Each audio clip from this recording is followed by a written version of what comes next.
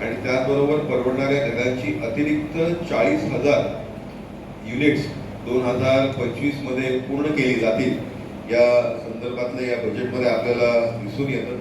वैयक्तिक प्राप्तिकर सुधारण्याच्या संदर्भातलं आपल्या सगळ्यांना माहितीच आहे, कारण आपण सगळ्यांनी याच्यामध्ये खरं तर बरेचशा चर्चासत्रांमध्येही भाग घेतला असेल किंवा ऑनलाईन यूट्यूब चॅनल्सच्या माध्यमानेही आपल्याला बरीचशी माहिती याच्यामध्ये भेटलीच आहे. पण काही बुलेट पॉईंट्स मुद्दाम आपल्यासमोर ठेवू इच्छितो. 12 लाख उत्पन्नापर्यंत आयकर नाही. TDS मर्यादा ज्येष्ठ नागरिकांसाठी 50,000 वरून 1 लाख. घर भाड्यातील TDS मर्यादा 2.40 लाख वरून 6 लाख. अपडेटेड रिटर्न 4 वर्षापर्यंत फाईल करता येणार.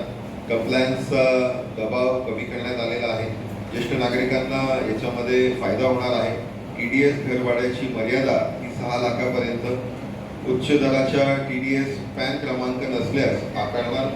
TDS आणि TCS उपलब्ध करून दिली जाणार आहे. यातून विद्यार्थ्यांना त्यांचे विषय त्यांच्या भाषेत समजून घेणे हे सोपे होईल.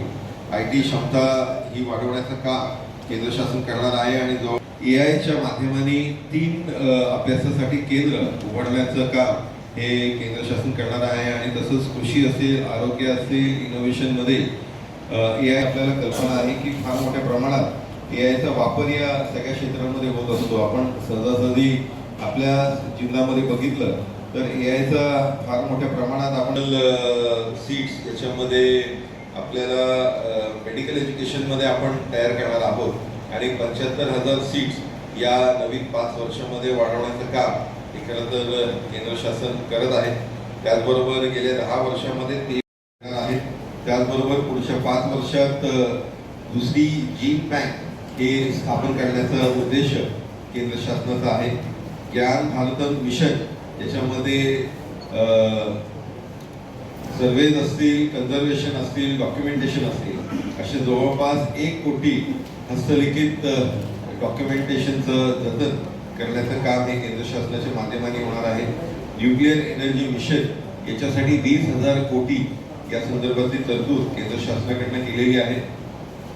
मेरिटाईम डेव्हलपमेंट फंडसाठी 25,000 कोटी.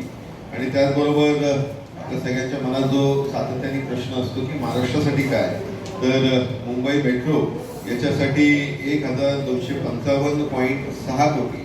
त्याचबरोबर पुणे मेट्रोसाठी 699.13 कोटी. MUTP साठी 511.48 कोटी. त्याचबरोबर MMR साठी एकात्मिक आणि हरित प्रवासी सुविधा याच्यासाठी 792.35 कोटी. मुंबई अहमदाबाद हायस्पीड रेल्वे कॉरिडॉरसाठी 4,004.31 कोटी. सर्वसमावेशक विकासासाठी इकॉनॉमिक क्लस्टर याच्यासाठी 1,094.58 कोटी.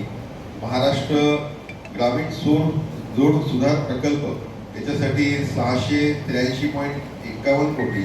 महाराष्ट्र ॲग्रो बिझनेस नेटवर्क याच्यासाठी 596.57 कोटी. त्याचबरोबर नाग नदी सुधार प्रकल्प याच्यासाठी 295.64 कोटी. त्याचबरोबर मुळा मुठा नदी याच्या संवर्धनासाठी 229.94 कोटी. ऊर्जा कार्यक्षम उपसा सिंचन प्रकल्प याच्यासाठी करण्यात आलेला आहे. पूर्वीचा कायदा हा जवळजवळ 1961 हा इन्कम टॅक्स ॲक्ट म्हणून त्याला ओळखलं जायचं आणि हा नवीन इन्कम टॅक्स ॲक्ट 2025 असं म्हणून ओळखला जाणार आहे. जुना जो कायदा आहे तो 880 पानाचा होता आणि आता जो नवीन कायदा आहे तो जवळपास 722 पानांचा होणार आहे.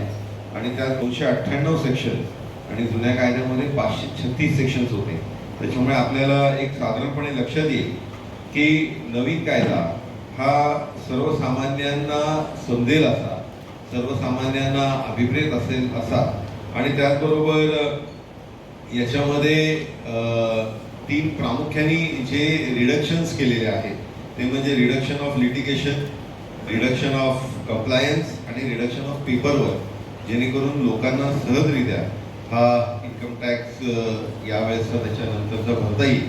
त्याचबरोबर याच्यामध्ये जे 6 क्षेत्रांना ज्याच्यामध्ये सुधारणा सुरू करण्याचा संकल्प हा केंद्र शासनाने हाती घेतलेला आहे. त्याच्यामध्ये एक आहे तो कर आहे, दुसरा आहे तो शहरी विकासाच्या संदर्भातला आहे, तिसरा आहे ते खाणकाम आहे, चौथं आहे वित्तीय क्षेत्र, पाचवं वीज आणि सहावं हे नियमात सुधारणा आहे.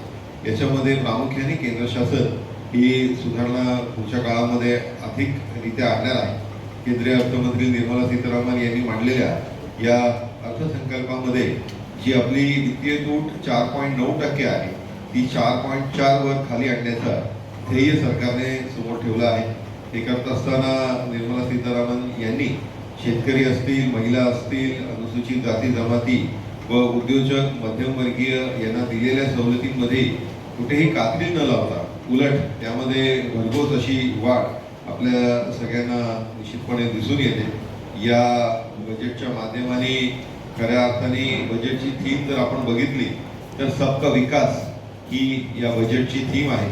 आणि याच्यामध्ये जे मूळ सिद्धांत आपण बघितले तर त्याच्यामध्ये मला व्यक्तिशः असं वाटतं की गरिबीपासून देशाची मुक्तता, त्याचबरोबर उत्तम शालेय शिक्षण विद्यार्थ्यांना भेटावं, स्वस्त आणि सर्वसुलभ आरोग्य व्यवस्था, त्याचबरोबर कुशल कामगार आणि सार्थक रोजगार आणि त्याचबरोबर महिलांचा जे आर्थिक क्षेत्रामध्ये सहभाग आहे तो मोठ्या प्रमाणात वाढावा, या संदर्भातलं उद्देश हे केंद्र शासनाने डोळ्यासमोर ठेवलं असं मला वाटतं.